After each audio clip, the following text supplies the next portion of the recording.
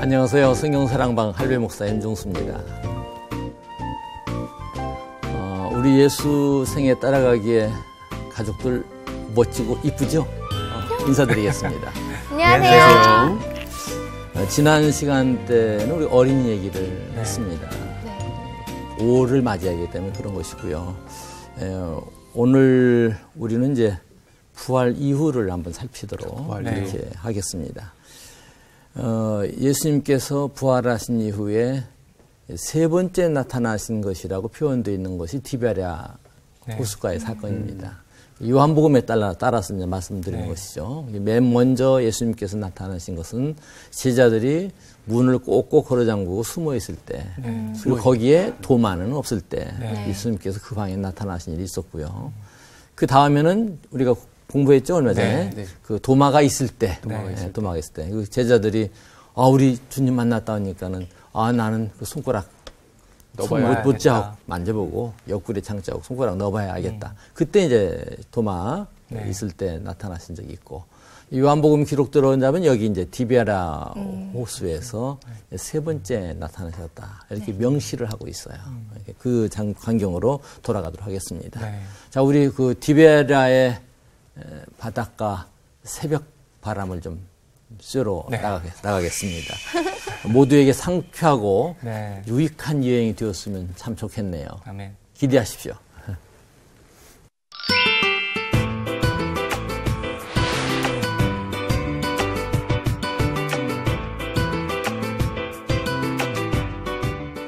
디베랴 호수에 여러 가지 이름 있는 거 알고 계시죠? 네. 뭐가 있나요? 그냥 우리가 알고 있는 갈릴리 호수. 갈릴리 호수. 갈릴리 바다. 제일 많이 불리죠, 갈릴리. 갈릴리 바다라고도 바다. 있고요. 또 다른 것도 없어요? 개 거식이 뭐 있던데. 개 거식.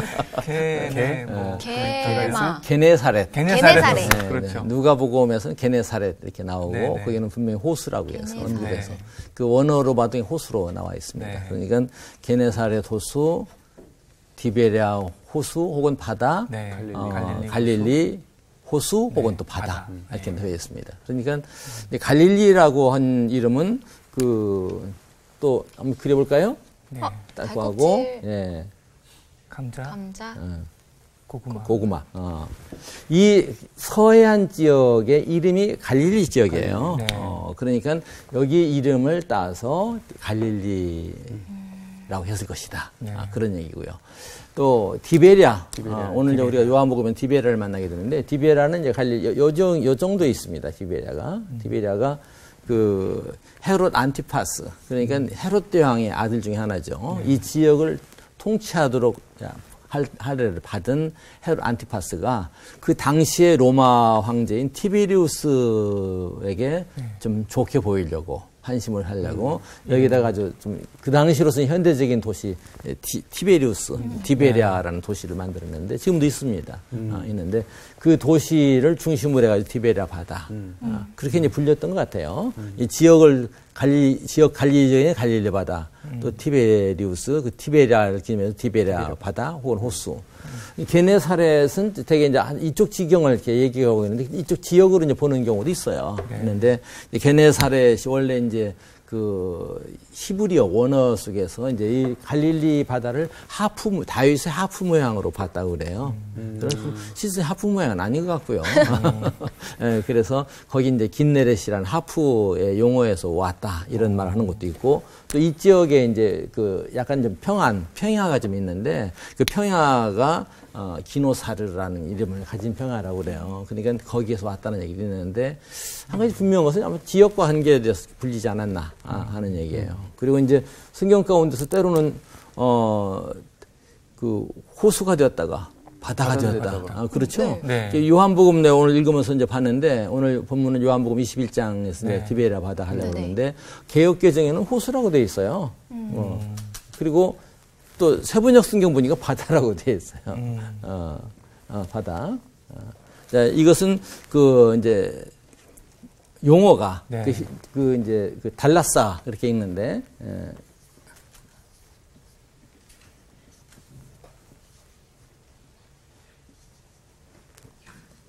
달라사로 있는데 이제 이게 이제 그 AA예요. 이게 이제 S가 S 모양이 될 때 꽁지에 올 때는 S로 쓰는데 중간에 올 때는 이렇게 쓰죠. 달라사.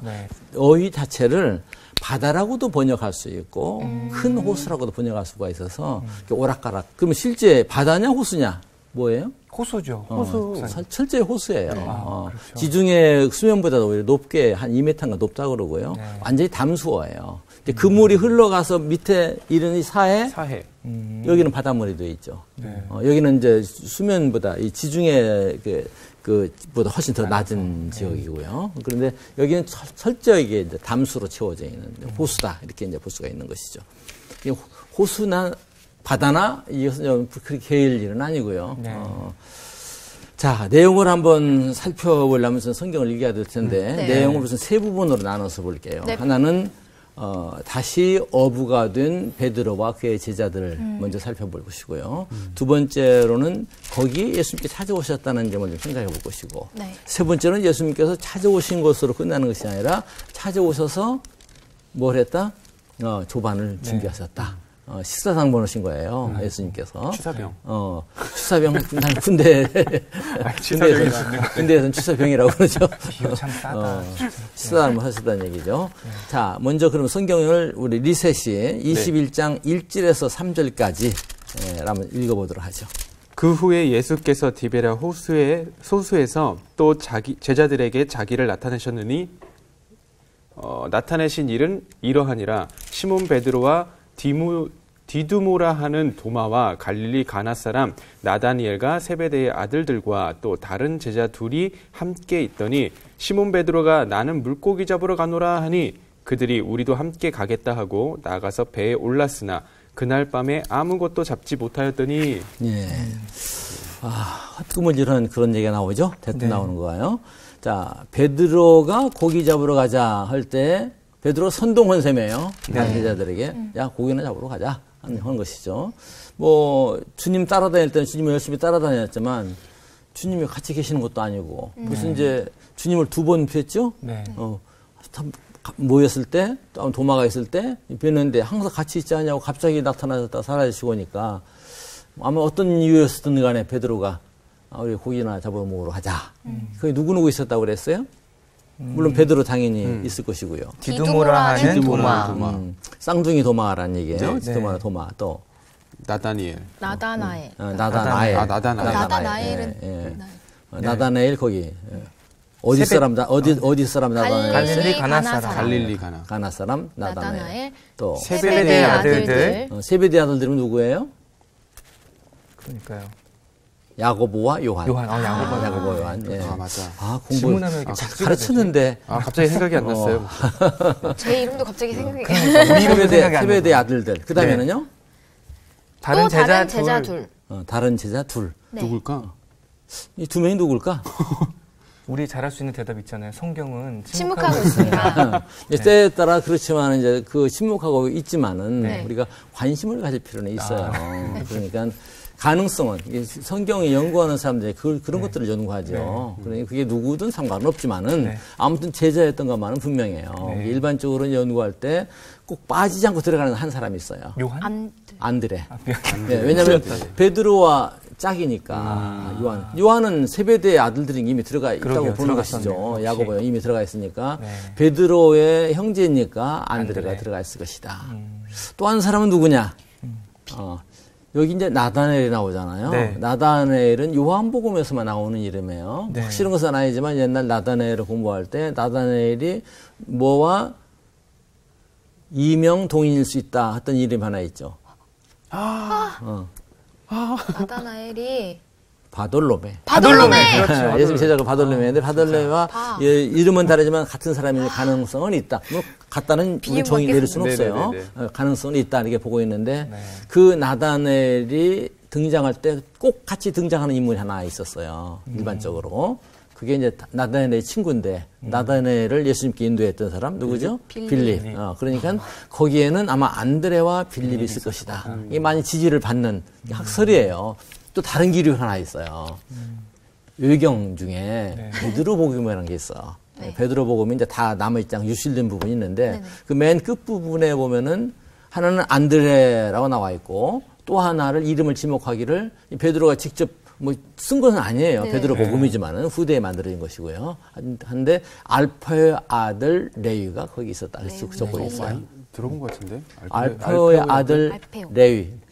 저희 나오지 않나요? 그럼 마태죠. 알페오 레위니까 마태죠. 그러니까 마태. 알페오의 아들 야고보가 또 나와요. 그러니까 그 제적 가운데 알페오의 아들 야고보는 어쩌면은 그 레위하고 형제일 가능성이 있다. 물론 그 뭐 명시되는 것은 없어요. 그냥 연구하는 사람 그렇게도 이제 연구하죠. 그러니까 지금 생각난다는 얘기는 알페오 아들 야고보가 생각났겠는데 마태도 역시 알페오의 아들로 나와요. 성경 지목이 되어 있어요. 그러니까 그 있을 것이다 이렇게 말하겠는데 역시 정답은 몰라요. 다만 우리가 추리해 볼 뿐이죠. 다만 중요한 게 뭐예요? 예수님의 제자들 그리고 있었고 거기에 그 베드로가 선동해서 끌고 네네. 나갔다. 그러면 그들이 고기를 잡으려면 도구가 필요했는데 그물과 배는 어디서 났을까요? 대요. 단기 렌트하지 않았어요. 단기대요. 단기 렌트. 돼요. 거기 무슨 뭐 렌트사가 대여라기보다는 베드로에게 그쪽 어부 친구들이 많았으니까 네. 그러니까 거기 뭐 다 어부 출신들이 거기 많이 네. 끼어 있고 맞아요. 하니까는 친구들 거 이용할 수도 있었겠는데 네. 그래서 난 조심스럽게 생각하기를 옛날 베드로가 버려뒀던 것을 취하지 않았을까 그런 생각이 좀 들어요. 네. 그날 나가서 고기를 얼마나 잡았어요? 하나 못 잡. 아무것도 못 잡았죠? 못 잡았어요. 네. 밤새도록 수고했지만 거둔 것은 없었다는 얘기죠. 그러면 고기를 잡은 시간대 밤중에 수고했다는 얘기죠. 네. 그러면 네. 결국은 잡지 못했다 하는 그런 얘기예요.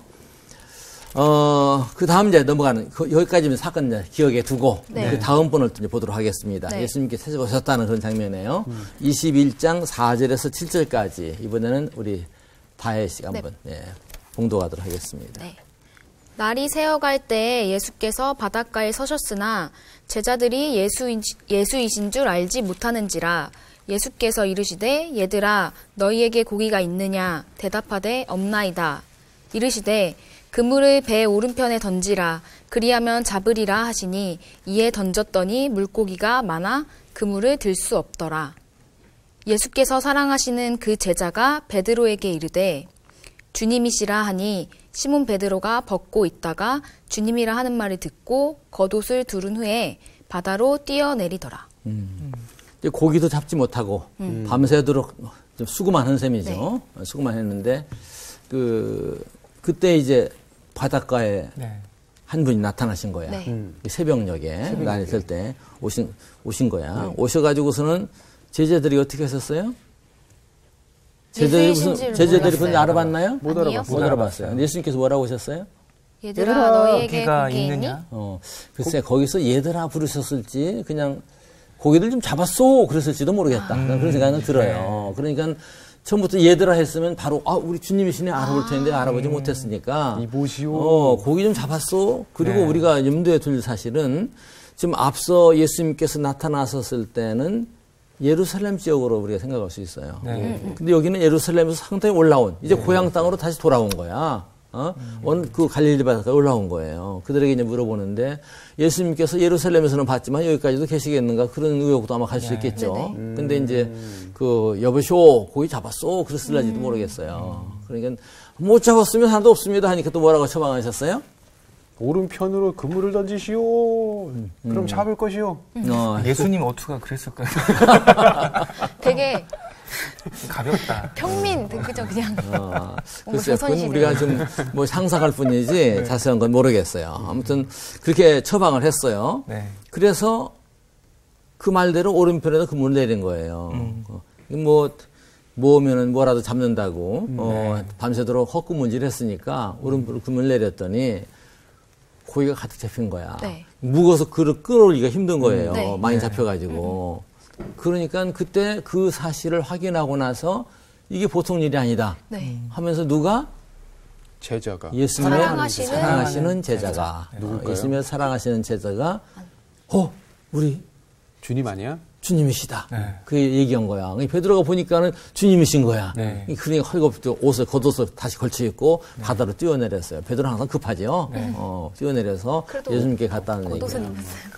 그 기록을 보면 거기 이제 거리가 이제 50칸쯤 된다고 나와 있어요. 근데 정확하게 기록된 것은 200규빗 얘기예요. 그러니까 제자들이 저 깊은 속에 갈릴리가 깊은 안쪽에 들어가 있는 것은 아니고 그 갈릴리 디베리아 호수 가에서 약간 뭐 200규빗 하면은 한 90m, 8, 90m 정도 한 규빗이 이제 여기 가운데 손가락에서 여기까지 잡으면 대개 잡기를 한 45cm 잡거든요. 그러니까 한 8, 90 뭐 이제 다이어트 걸로 하면은 더 가까워 한 60m 나는 것 같고요. 그 다음 나온 다음에 얘기를 한번 살펴보도록 하죠. 네. 요한복음 21장 8절에서 13절까지 13절까지 스톤즈. 네. 다른 제자들은 육지에서 거리가 불과 한 50칸쯤 되므로 작은 배를 타고 물고기 든 그물을 끌고 와서 육지에 올라와 보니 숯불이 있는데 그 위에 생선이 놓였고 떡도 있더라. 예수께서 이르시되 지금 잡은 생선을 좀 가져오라 하시니 시몬 베드로가 올라가서 그물을 육지에 끌어올리니 가득히 찬 큰 물고기가 153마리라. 이같이 많으나 그물이 찢어지지 아니하였더라. 예수께서 이르시되 와서 조반을 먹으라 하시니 제자들이 주님이신 줄 아는 거로 당신이 누구냐 감히 묻는 자가 없더라. 예수께서 가셔서 떡을 가져다가 그들에게 주시고 생선도 그와 같이 하시니라. 네. 그 다음에 이제 나올 말씀은 이제 세 번째 나타나셨다는 데 언급이 나와 있죠. 예수님께서 나와 보니까 예수님께서 뭘 준비하셨어요? 준비해 놓으셨어요? 조반을. 아침밥. 아침밥. 네. 아침 조반을 준비해 놓으셨어요. 숯불이 있었고, 숯불 우리가 주목할 필요가 있는 거예요. 네. 숯불이 있었고, 숯불 위에 아침 조반 되는 고기가 놓여 있는데, 그러면서 말씀하시기를 지금 잡은 고기를 좀 더 가져오너라 부탁하죠. 네. 그러니까 이제 그물을 이제 끌어올리는 거 아니겠어요? 네. 그러니까 지금 자비를 가져오라 했는데 제가 그 원어 이제 성경을 이제 보니까 꼭 그렇게 명시된 것은 아닌데 요즘 의역해서 나온 것들은 세번역도 보면은 지금 너희가 잡은 고기를 좀 가져오라 이렇게 말씀해요. 그 제자들이 잡은 건가요? 아니요. 뭐 피동적이긴 하지만 잡긴 했죠. 잡긴 잡았죠. 그래요. 잡았다면 잡은 거예요. 그렇지만 사실은 뭐예요? 예수님께서 알려줘서 잡게 한 것이니까 그 고기 주인은 아마 예수님 몫이었을 것 같아. 근데 예수님께서는 그 이제 일반 번역도 세 번역, 영어 번역도 그런 게 있어요. 영어 번역에서도 너희가 잡은 것을 그 부여, 너희 것으로 부여를 한다는 거. 아주 기가 막힌 일이죠. 너희가 잡은 것을 좀 가져와라. 방법도 알려주고, 뭐 좀 기술도 다 전수하고. 그러고 나서도 공로는 너희가 잡은 거. 지금 오늘 약간 지금 잡은 것, 저들에게 말씀하셨다 하는 정도 멘트 나와 있고 잡은 것을 가져오라. 지금 잡은 걸 가져오라 하는데 그걸 뭐 너희라고 해도 될 것 같기는 해요. 그래서 가져오라 이렇게 말씀했죠. 근데 그 고기를 또 끌어낼 때 역시 성질 급한 베드로가 먼저 가서 제자들은 이제 베드로를 먼저 헤엄치고 뭐 해서 나왔고 제자들은 이제 베드로가 떠난 다음에 예수님 쪽으로 바닷가로 이제 그 호숫가로 배를 이끌어 왔죠. 이끌어 왔고 아직 그물은 꺼내지 않은 상태야. 근데 이제 베드로가 또 먼저 달려가서 그물을 꺼내요. 꺼내는데 거기 뭐가 또 이상한 문자가 하나 들어있어요. 꺼내는데 그물이 어떻게 되었다? 찢어지지 않더라. 이것도 우리가 주목할 내용 중 하나예요. 끌어내는데 찢어지지 아니했더라. 그리고 자꾸 보니까 그 물고기 수가 몇 마리였다고요? 153마리. 153마리였다 하는 얘기예요. 153마리. 여러분들 153 잘 아시죠? 네. 오늘 특별히 내가 좀 어느 뭐 특정 상품을 선전하기 위한 것은 아니고요. 이게 옛날에는 이것만 아주 유명했어요. 이게 153 어느 회사에 그 숫자 들어있죠. 근데 나도 자세히 알지는 못하고 자세히 들어보지는 않았는데 뭐 이 회사 대표가 아주 어려운 때 기도원에서 기도하다가서 153이라는 숫자를 봤다는 거예요. 그래서 이거 153이라고 했는데 그러고 나서 히트해가지고 뭐 전국에 그 당시 볼펜 이거 외에는 뭐 다른 거 없었어요.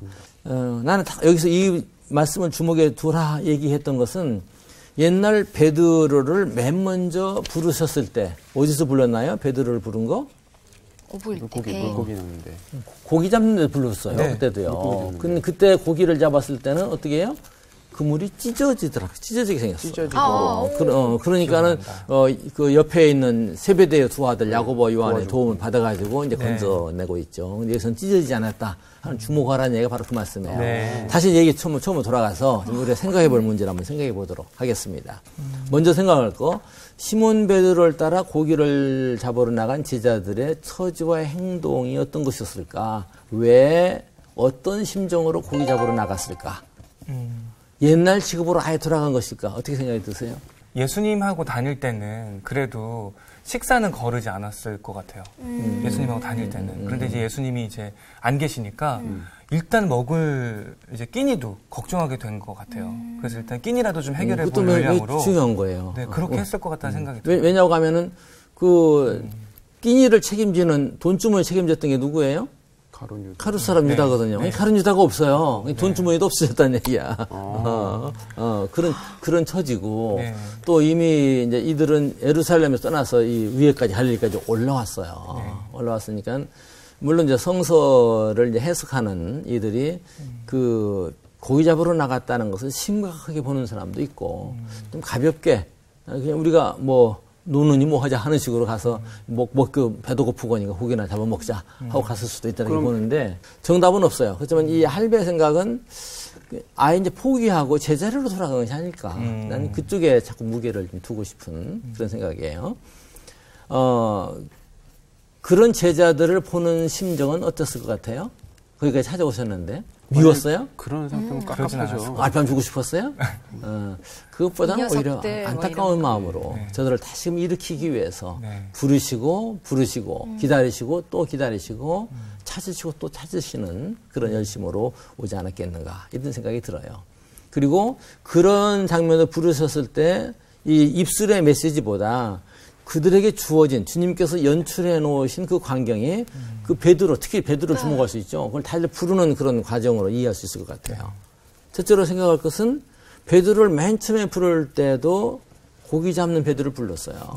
그때는 어떤 장면에서 누가복음 5장에 보면은요. 고기를 잡고 밤새도록 잡아서 고기를 못 잡았어요. 그러니까 지난밤에 참 나쁜 말 했을지 모르겠습니다만 지난번에 아무튼 재미없었다 하고 그물을 씻고 있을 때 주님께 나타나셔가지고 그 베드로의 배를 타시거든요. 그리고 좀 약간 좀 떼어놔달라. 육지에 좀 떼어놓으니까 이 바닷가 호숫가에 있는 사람들에게 가르치시고 가르치신 다음에 다시금 베드로에게 저 깊은 곳에 가서 그때는 오른쪽이 아니에요. 저 깊은 곳에 가서 그물을 내려라. 깊은 곳에 가서 그물을 내렸더니 너무나 많이 잡혔으니까 그 세베대의 두 아들을 막 불러가지고 같이 어쩌면 그물을 겹쳤을지도 모르겠어요. 그물이 막 찢어지니까 가져가지고 왔는데 이 베드로가 갈릴리 간 것도 그렇고 갈릴리로 간 이 베드로를 다시금 부르기 위해서 가신 주님께서 그때의 광경을 그대로 연출했다. 그냥 구경꾼으로 보면 상당히 재밌죠.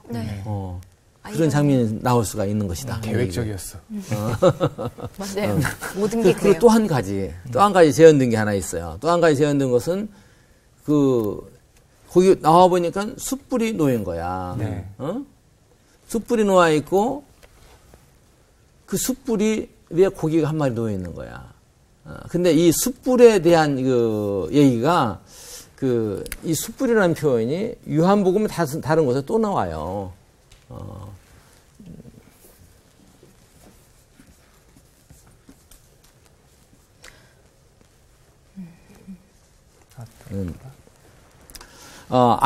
안스라키안 이렇게 나오는데 이 숯불이란 말, 이 어휘 쓴 거가 묘하게도 특히 요한복음에서 예수님께서 대제사장에 끌려가서 신문 받을 때 불을 쬐고 있었잖아요. 그 불을 쬐고 있는데도 이 어휘를 쓰고 있어요. 특별한 어휘가 있나요? 그게 무슨 뜻이 있나요? 이게 숯불이라는 똑같은 어휘를 쓰고 있다는 얘기죠. 다른 마태, 마가, 누가복음에는 이제 그냥 불로 되어 있는데 여기서는 이 똑같은 요한복음 21장과 예수님을 모른다고 부인했던 대제사장 집에서도 나름대로 그 당시 그들로서는 귀족이에요. 귀족인데 거기 모닥불을 피운 다음에 연기가 나가지고 집안도 버리고 올 테니까 숯불을 피웠을 가능성도 있지 않겠는가. 근데 그 숯불을 이 바닷가에서도 예수님께서 하고 있거든요. 그러니까 글쎄요. 어떻게 생각하세요? 예수님께서 그것도 하나 베드로 하여금 자기의 잘못을 생각나게 하는 네. 연상 자료로서 이렇게 구별해 놓지 않았겠는가. 네. 베드로를 부르는 하나의 그 부르심 아니겠는가. 그런 생각이 들어요. 아무튼 이때 그 베드로의 표정이 어떻게 됐을 것 같아요? 엄청 놀랐을 것 같아요. 뭔가 설마. 그래서 난 이런 생각도 들어요. 뭐 설마 그러시지 않았었겠지만은 베드로가 주님 부인하고 앞에서 숯불을 봤을 때 하나가 올려지고 하나 내려지고 하나 옆에서 떨어지는데 그날 고기 굽는 데 보니까 꼭 그 광경 그대로 혹시 뜨지 않았을까? 그것까지 섬세한 연출. 그러지 않았을까? 난 그런 생각도 들어요. 그러니까 주님께서 어쩌면 여기서는 이제 일반 능력 이상의 것이죠. 그걸 파악해가지고 그런 연출을 해서라도 베드로에게 호소하는 안타까운 마음을 쏟아내는 것이 오늘 이 장면이 아니겠는가. 그런 생각이 좀 들어요. 그러니까 베드로의 모습은 상당히 심각해졌을 거야. 근데 예수님의 모습도 뭐 익살스러운 것은 아니었겠는데 나는 항상 그것을 보면서 예수님이 상당히 좀 익살스럽게 저를 부르고 계신다.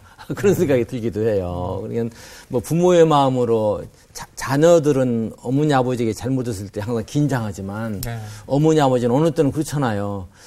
저놈 좀 긴장하게 놔둬. 하면서는 뒤에서 어머니 아버지는 웃어가면서 네. 장난치듯이 하시는 경우도 있잖아요. 나 자꾸 그 머리에 떠올라요. 그거 그러니까 망태 할아버지 온다 말해서 웃으시잖아요. 애기들은 막 심각한데 막. 망태 할아버지. 네.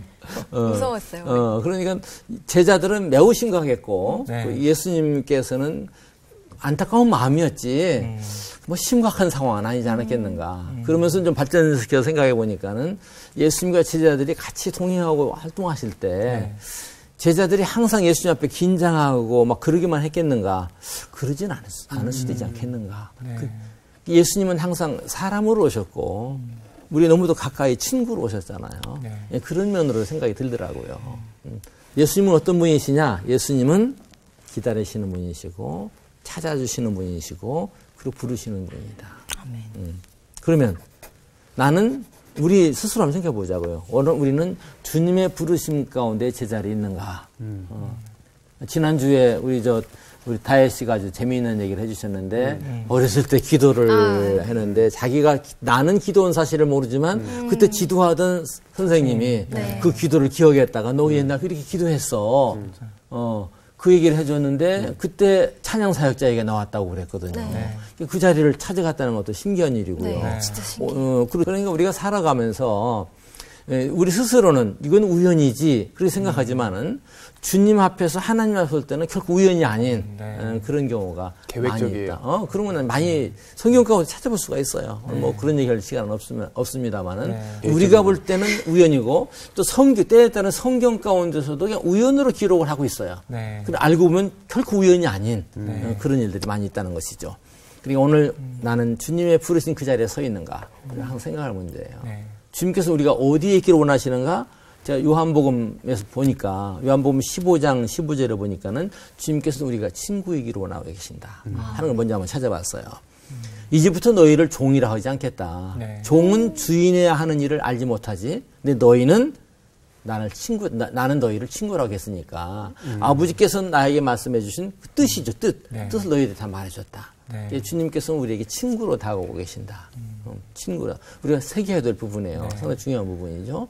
또 그 다음에 지난 부활의 아침에도 한번 봤는데 막달라 마리아 얘기 우리가 들렸죠? 막달라 마리아 만나봤죠? 막달라 마리아가 부활의 주님을 만났을 때 주님을 만지려고 그래요. 그러니까 주님께서 내가 아직 아버지께 올라가지 않았다. 너는 내 형제들에게 가서 기가 막힌 말씀이죠. 제자들을 형제라고 불렀어요. 너는 나의 친구다. 한 걸음 더 나가서 형제다.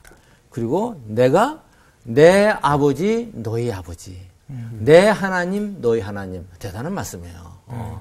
올라간다고 말해라 말씀하고 있어요. 주님께서는 어떤 분이시다? 우리의 친구 되기를 원하신다. 어떤 분이시다? 우리의 형제이기를 원하신다. 또 요한복음 17장 대지상의 기도를 보면은 뭐라고 말씀하셨는가 하니 아버지께서 내 안에 내가 아버지 안에 있는 것 같이 그들도 하나가 되어 우리 안에 있게 하사 우리와 더불어 하나가 되자는 말씀이에요. 한 몸이 되자는 말씀이에요. 한 가족이라는 태도를 말씀하시는 거예요. 이게 요한복음 17장 21절 이후에 계속 읽어보면 그런 말씀이 나와요. 내가 하나 적어왔는데 22절에요. 내게 주신 영광을 내가 그들에게 주었사오니 이는 우리가 하나가 된 것 같이 그들도 하나가 되게 하려 함이니이다. 곧 내가 그들 안에 있고 아버지께서 내 안에 계시어 그들로 온전함을 이루어. 오늘 이 시대에는 우리가 성령님의 내주하심, 성령의 내주하심을 사도행전에서는 예수의 영이라고 표현한 것도 있어요. 네. 그러니까 예수님께서 우리에게 뭘 원하신다? 친구가 되기를 원하신다. 형제가 되기를 원하신다. 더 나아가서 한 가족 하나가 되기를 원하신다. 오늘 우리의 순종은 어떤 순종해야 돼요? 그냥 기뻐서 순종하는 정도가 아니라 한 걸음 더 나가서 주인의식으로 강조하는데 아버지의 심정으로 마땅한 일로 순종하는 삶을 살아야 되는 것이죠. 우리가 있어야 될 자리, 내가 찬양 사역을 하든 또는 뭐 어떤 목자가 되든 아니면 어느 회사에 가서 일을 하든 중요한 거 하나는 우리의 참된 자리는 예수님이 친구가 되셨고 형제가 되셨고 가족이 되셨고 하나가 되신 것을 놓쳐서는 안 된다. 네. 그런 말씀을 드리고 싶네요. 기도하겠습니다. 하나님 아버지, 주님께서는 베드로를 기다리셨고 찾아주셨고 또 다시금 부르셨습니다. 오늘 주님께서 우리 가까이 계십니다. 친구로 계십니다. 형제로 계십니다. 우리의 가족으로 하나가 되기를 원하는 마음으로 가까이 계십니다. 항상 주님의 뜻을 찾고 뜻 안에서 주님께 기쁨을 돌려드리는 그런 삶을 살게 하옵소서. 예수님의 이름으로 기도합니다. 아멘.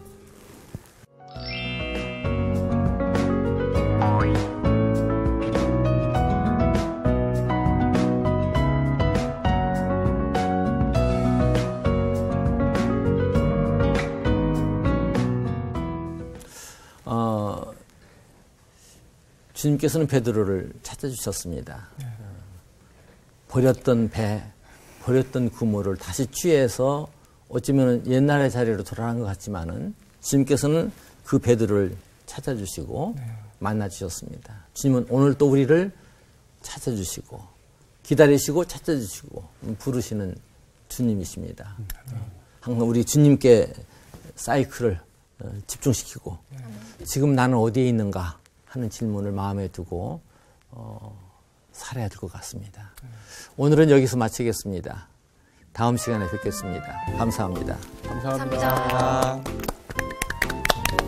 저 그런 말이 생각이 났어요. 제가 어느 한 목사님께서 하신 말에 하나님은 가짜를 통해서 진짜를 칭찬하고 싶으신 게 아니라 그냥 그 가짜를 구원하고 싶으신 거다 라는 말을 들었거든요. 그냥 하나님은 그 작은 것 하나까지 하나님 다 알고 계시고 그걸 구원하고 계시고 부르시고 기다리고 계시는구나 하는 그런 마음을 느낄 수 있었던 것 같아요.